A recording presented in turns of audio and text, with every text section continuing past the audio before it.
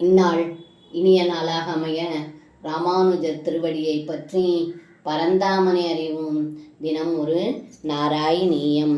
சாம்பம் கௌரவ்யபுத்ரி ஹரண நியமிதம் சாந்த்வநாத்தி குருநாம் யாதஸ்தத்வாக்யரோஷாத் திருதகரிநகரோ மோசயாமாஸ ராமः ते गात्या पाण्डवेयै इति यद् वृधनां नामुचस्त्वं तदानीं तं त्वां दुर्बोधलीलं भवनपुरपते तापशान्त्यै निषेवे.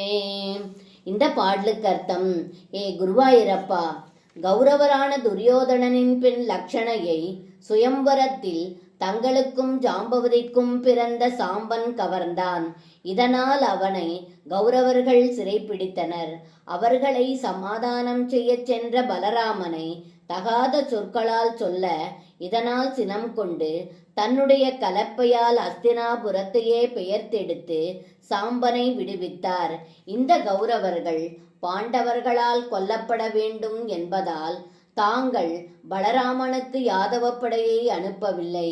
இப்படி ஒருவரும் அறியாத வண்ணம் திருவிளையாடல்களை புரிந்து வரும் குருவாயூரப்பா, எனது தாபங்களை களைய வேண்டுகிறேன்.